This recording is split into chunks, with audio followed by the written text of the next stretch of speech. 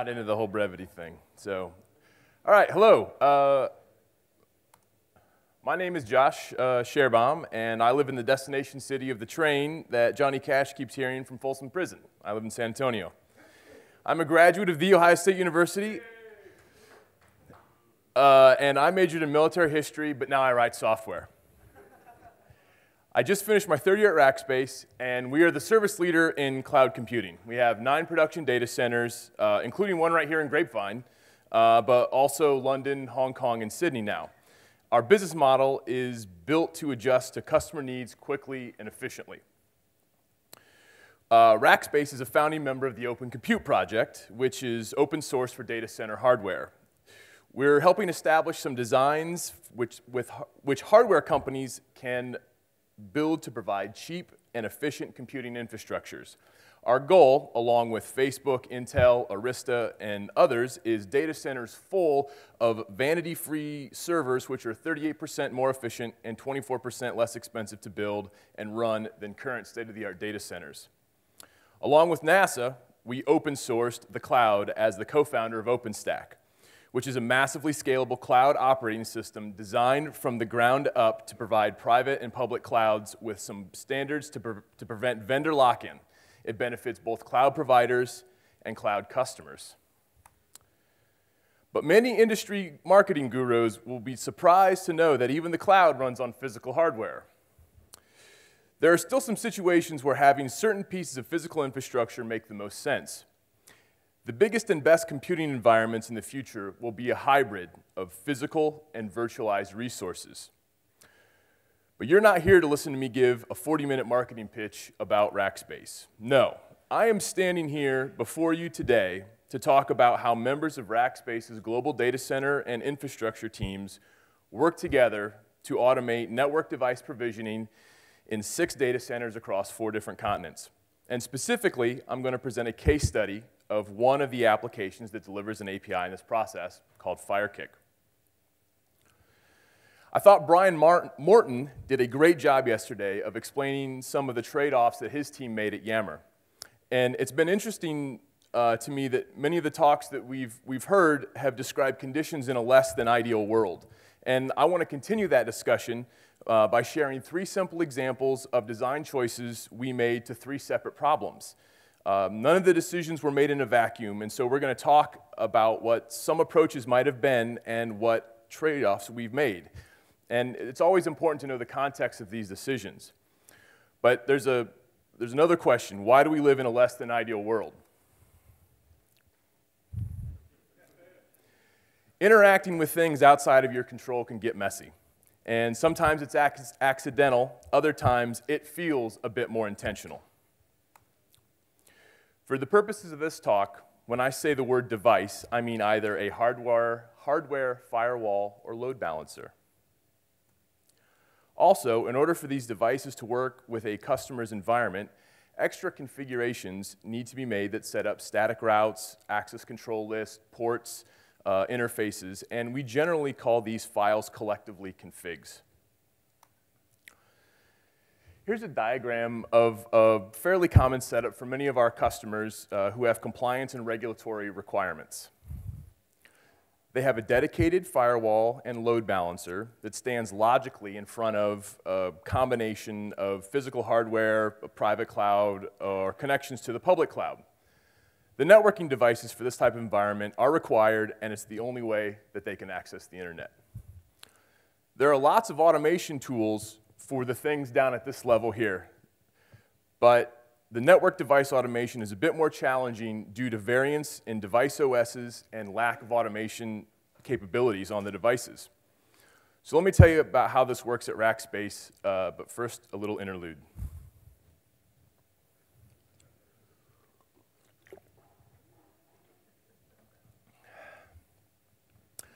So Rackspace started in 1998 as just 3 guys in a dorm room at Trinity University. But over the past 15 years, the company has experienced an extreme amount of growth in a short amount of time. We're now over 5,000 employees.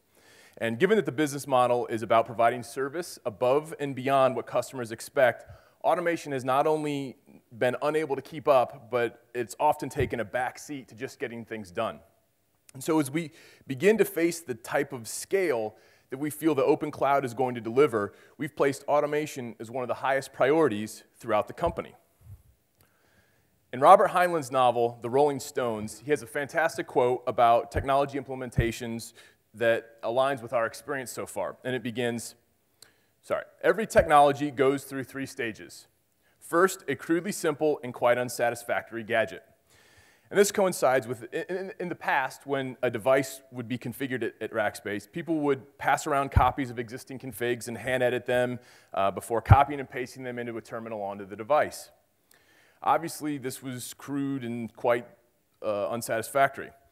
There was a lack of standardization, and in fact, some people had their own way of configuring things, which made it extremely difficult to troubleshoot other people's configurations, and there was also a high chance for human error. There really isn't anything to be traded off with this approach. It was just poor, and the result was longer time to provision and more time spent configuring. Here's the second part of the quote, and I'm sorry for the length, but you can't summarize this. Second, an enormously complicated group of gadgets designed to overcome the shortcomings of the original and achieving thereby somewhat satisfactory performance through extremely complex compromise. So a few years later, a team developed a config file generator as part of a web application. Templates and variables for these config files were stored in a database and editable via the web application. Additionally, device details were pulled from a global configuration system, and so when someone wanted a config, they had to go log into the web app, select a template, input some values, and the file would be generated and displayed as plain text in the browser. They then still had to copy and paste this file into a terminal on the device. So the trade-offs were that standardization was a little bit better, but the opportunity to hand edit and kind of cowboy it still existed. And additionally, people still had to take time to generate these configs and copy it to the device. And each business segment within Rackspace started to want their own configurations, yet they still wanted to use the base templates. And so these templates became just massive nestings of if statements and a variety of different configurations based on device attributes, and it was really a problem to maintain. And additionally, some of the configs got stale, and so not only was the system not automated, but the things they put on the device actually had to be reworked. And automation that requires rework is probably the worst thing ever. So here's the final part of the quote. Third, a final proper design therefrom. And clearly what we had wasn't good enough, and so several groups got together and took ownership of the problem and set the goal of automating the process once and for all. And not only would every device be delivered to the support staff with a standard set of configurations, it would also be customized for routing all customers' traffic. Additionally, the switches and aggers in the cabinets above these devices that the device communicated through would also get configured correctly with the proper VLANs. So the support staff could spend their time adding additional configurations and give extra support for the customer's wishes. So this wasn't going to be an easy task, but there were some multiple pieces available from which to build from. We called this process kicking the rack. And there's an existing one for servers, and now we've modified it for firewalls and load balancers. But in short, when a device is changed in the global configuration system, that triggers a series of events that generates the necessary config, places it on the device, configures the networking, and then marks it as ready to go for the support staff. An internal orchestration engine would process the events and make calls to the various services that we had within the company. One of these services stored all the IP information data, which was called Environment Manager. Another one handled all communication with the devices, which we call Fire Engine. A crucial service that was missing, however, was the one that could generate configurations and establish authority on how a device and its environment should be configured. The entirety of this process was automated by at least 6 different groups using a combination of Perl, Ruby, Scala, Python, Erlang, and C#.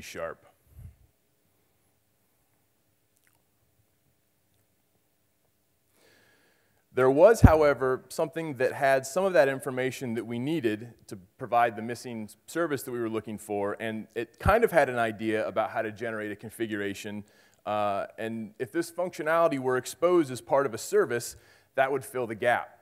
But as we started trying to figure out where the lines between these services would fall, a couple questions arose. Did this functionality belong on its own, or did it belong as part of an existing service? In Eric Raymond's book, The Art of Unix Programming, he describes an abstraction that he notices Unix implementers used when designing their systems. And it's the rule of separation. And it's the division of mechanism and policy. And another way to say this is to separate interfaces from engines. And this idea can apply at virtually any level of software because it ties things together that change in a good way. It's cohesion, it's not coupling. But what are these things, though? A mechanism is something that does work. Fire engine, which is the application written in Erlang that speaks to the devices, is a mechanism that we use to achieve this. Environment Manager provided a policy of IP environment data. The orchestration engine was the mechanism for event processing. A policy system is something that describes how work should be done. Chef cookbooks are a great example of a policy. For Kick in the Rack, FireKick would establish the policy about what kind of configuration belonged here. While the example in the Art of Unix that he used is X11, and it showed that if this rule is applied inflexibly, it can cause problems. I think it's helpful to apply this pattern when trying to decide where functionality belongs where in services. So we began to work to extract FireKick from the web app that it currently resided in.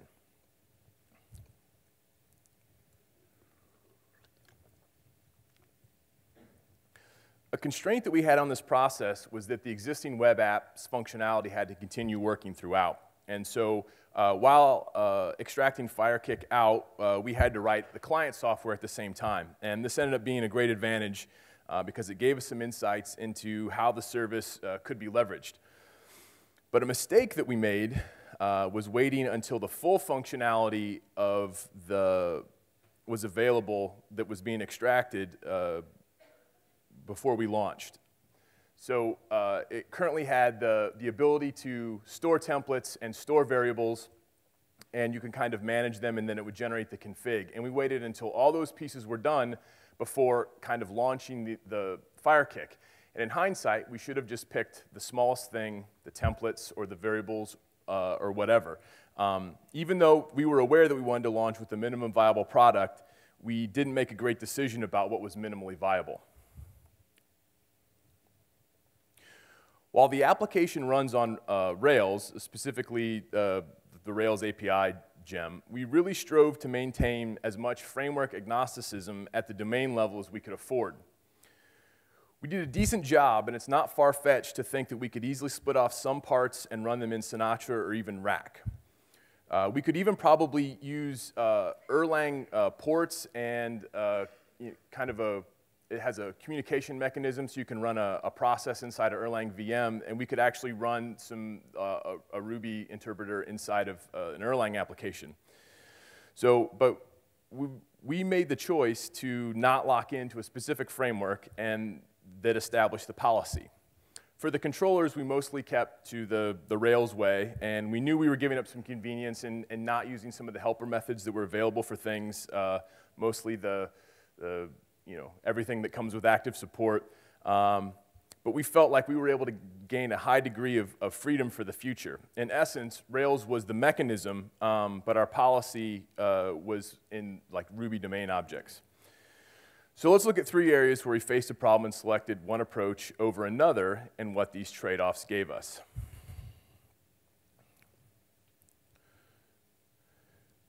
There are a couple issues that are working against us to begin with.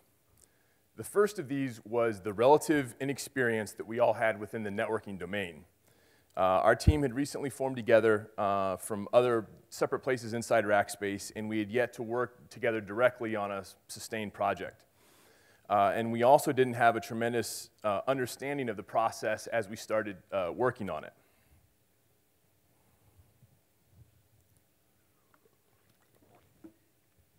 Now, all these words aren't interchangeable. However, if you listen to two NetSec people talk, they'll use all of these differently in different contexts, and they will all know exactly what they're talking about. And it's super confusing to hear them talk. I mean, there's like 12 different words on there, and just every possible permutation is a different concept. So needless to say, this didn't help us when we wanted to craft a domain. But our solution was to give a laser focus to each of these tiny items and to begin to establish some consistency when speaking to people internally and externally. So when we generated a config, I would often copy and paste just a few lines, and I would hand it to a NetSec person. I would say, what do you call this? Just in trying to define our own language for the config. And I had a name that I thought it should be, but I wanted to make sure that I used the name that he used. And he'd say, oh, that's a static route mapping. And invariably, that's not what I called it, but we decided that we made sure that it got changed then to use that same language everywhere else. So, and also, if I heard him then in the future refer to the static route mapping as a static route or a static or whatever, I made sure that I asked him, do you mean static route? And so we achieved success through repetition. So, and this brings me to another kind of minor point that someone else spoke about yesterday, and that's automating a process is just as much about organizational change as it is technical change. So if you'll remember that I mentioned that one of the problems with the second approach was that with automation was that each group, each segment wanted to have their own special configurations for the templates. And some of that's to be expected. They did serve different use cases and different types of customers. But we tried to limit it as much as possible. We wanted FireKick to generate configs that were the common denominator and the baseline. And in cases where there were differences, we just asked that the two groups got together and kind of hashed it out. And it worked really well. And as part of this, we established some standards inside Rackspace that had been needed for a long time. And I think when you tell someone that you're going to automate a process, it adds a level of willingness for them to be, to compromise because they know that they're kind of getting something in return for it. So, but there's probably one other thing that we did that helped more than anything else for establishing ubiquitous language, and that's the swim lane diagram. So here's a diagram, and it represents the state of the device as it goes through kicking the rack. And so the items in blue are statuses in the global configuration system, and the items in gray are actions that happen. Green is a decision, and red are errors, of course. So you can see how each lane is a logical grouping of actions needed to get from one status to another. So in this case, the top lane, discovery, is everything needed to get that device from what we call racked to discovered.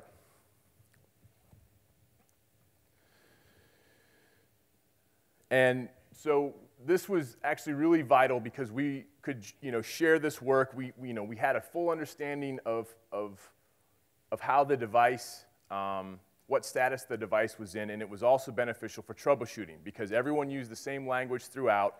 If someone said, oh, this device failed during preparation, everyone knew the state of their system as well as the state of the device at that time, and we could all kind of go out and look and see. So we could have just kind of left this benefit, it's kind of an external benefit, but we really wanted to kind of internalize it in the code base. And so we selected a very specific approach over a more general one.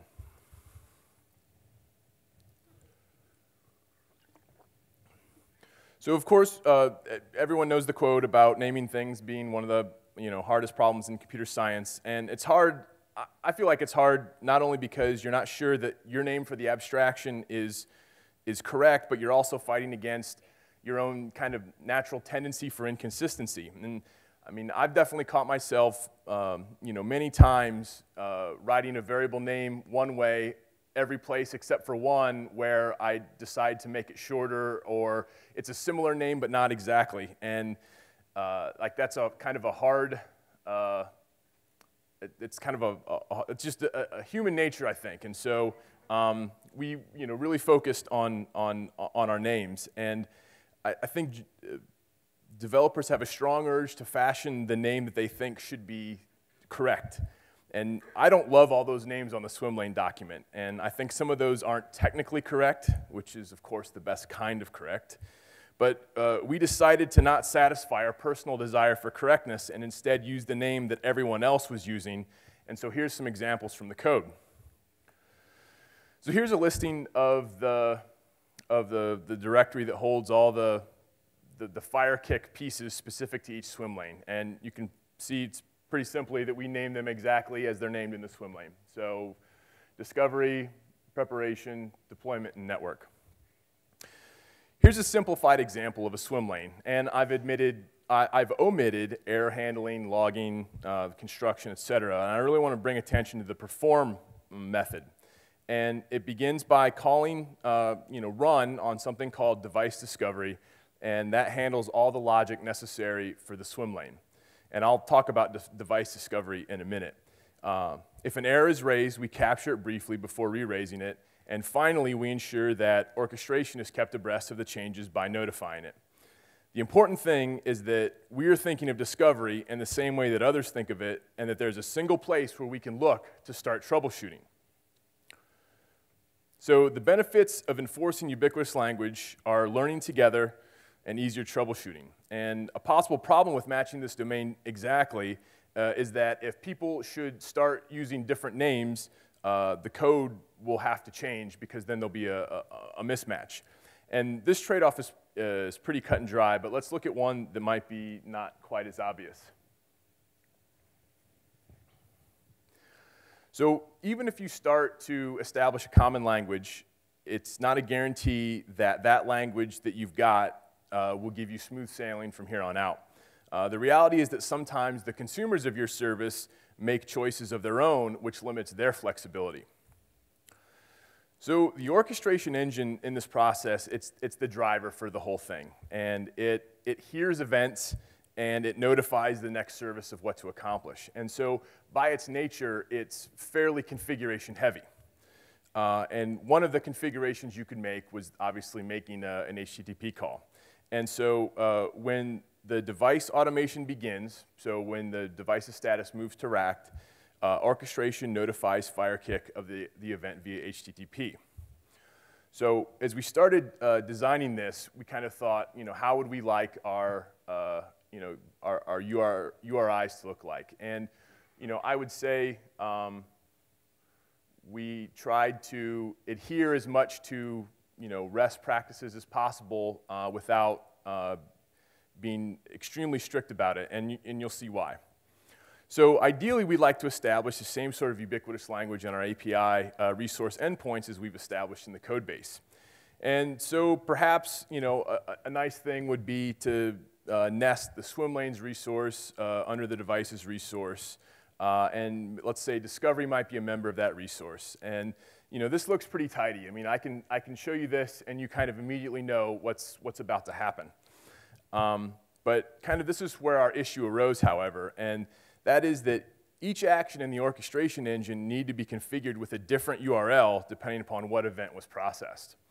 And the orchestration team, it required, they're kind of they're a global group, and so they do not have a lot of extra resources to kind of just be sitting waiting to change these configurations. And as we were testing things, we realized that we were kind of out of order, and it was hard for it was hard for us to have them at the ready to make these changes for us. So we looked at this situation, and we decided that a different approach was necessary. And we decided to assume that cost of change ourselves because it was actually much lower for us than it was for them. And this is what we ended up with. And this time, we solved the problem by selecting a more general approach over a more specific approach. by providing a single URI for the orchestration engine. And one of their data elements that they have where they can use to generate the API or the URL to call is a friendly name of the step that was currently being run. And so we chose the resource name kicks over swim lanes because it represented the entirety of the process, and a swim lane was just a single element within a process. And so since we weren't nesting that under there anymore, we went with a more general approach. And so now they can post to this URL, and as long as they have that as the body, it will work. And that's the one-discovery is the friendly name. And the great benefit of this was every place in the orchestration engine that they need to interact with FireKick for the kick in the rack process, they can actually copy the same uninterpolated URL string everywhere. So their cost of change became zero. So the code to implement this is fairly simple but flexible.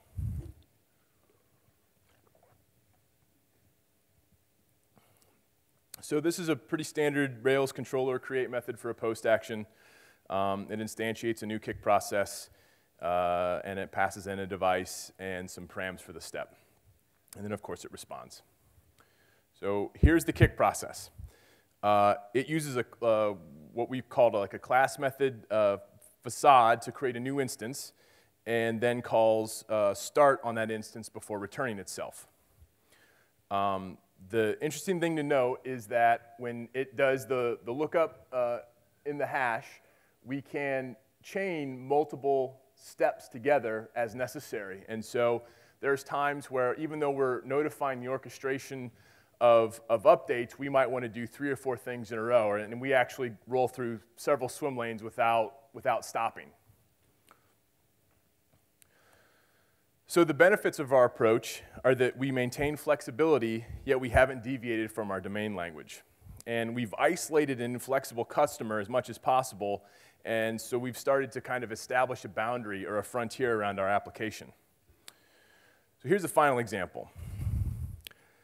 This is a trade-off that we made to remove some bottlenecks while developing. And late in the development process, we discovered a roadblock that required a significant amount of code to be written utilizing some existing data sources. And there were only a couple team members working on it, and we were going to switch a lot of people to begin working on it as well. And this normally probably wouldn't be a bottleneck as such, except that due to our newness to the domain, we actually had no idea how to start what abstractions to start using. These were, in the config, there's different sections, and we just kind of pulled out sections that were similar and required a lot of kind of data munging. And there's just a lot of fog around it. And additionally, we were past a deadline. And there was not pressure on us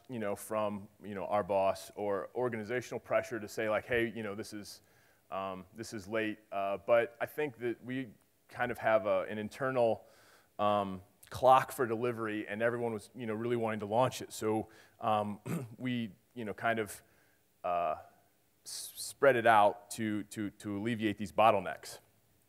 So we focused on creating service objects that provided a function wrapped up in its own little entity. And these little objects were mostly small classes that wrap some data and process together as a logical grouping. And we used these objects as part of the system that generated sections of the config file. So a key benefit to this approach is that we increase the surface area of our application to allow more people to work on it without requiring interaction with the work that others were doing. And each of these little items had a little bit of discovery of their own into it. And so it was hard to lay a structure, as I mentioned. And each person that was working on it then could kind of go off and sit with a networking person, and they would do what they needed to do to generate that one specific thing from data that we had globally. And this was not an optimal thing. I mean, in fact, it's we made the trade-off. We sacrificed some clarity in the code for some, I guess, some speed to delivery. But since we were holding up the product launch, we felt this was really the best option. So here's the example from we saw earlier, the device discovery. And this one doesn't use like service objects. And so here we get some data back from the API to Fire Engine. And then we kind of iterate through it here, grab one, and then we update it. And this is all about determining which MAC address is tied to which device. Because when you power these devices on, it says, hi, I'm this Mac, but it has no idea what device number that is in the global configuration system. And so you know, you have to require that hopefully everyone cabled it right. So here's one that uses kind of what I would call the service object concept. And it wraps those little pieces together. And so Switch is pretty similar, but now instead of iterating through data that we got back from Switch, we now kind of make another class to cover it, to cover finding the MAC, discovering the MAC address, and then we make the correlation together. And I mean, this is a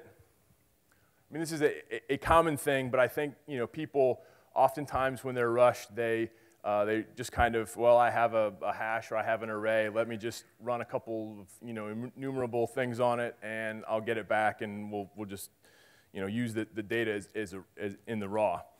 So the additional benefit is that we could use these objects in other places as necessary. And testing became easier with this approach, and because we kind of knew what types of objects that we could return, we didn't really care about the implementation of them. So this approach was ultra beneficial. As we were going through testing, if something failed, we would know exactly where it failed, and we could also then log into the Rails console and kind of go step by step without having to refer back to the source and say, okay, well, if I have this, I need to loop through this and then pull the first one out, et cetera. So we increased the surface area of the application to allow for more people to work in parallel to each other. And increased duplication was likely, and we understood that, but due to the time constraints and our lack of understanding the domain, we really couldn't have put together something as cohesive.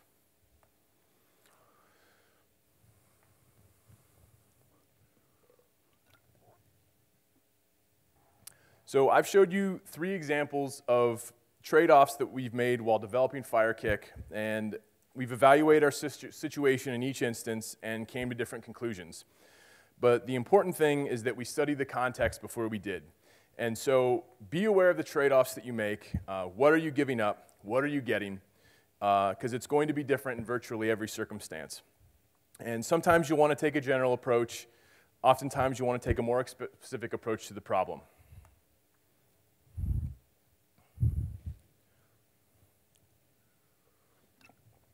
So by establishing ubiquitous language, remaining flexible, and increasing our surface area when it made sense to, we were able to automate a complex process. What took days now takes minutes. The extra time the rackers we support can be spent building new products and ensuring that our awesome customers have all the tools they need to achieve their goals. This hopefully will include all of you someday, if not already. Thank you.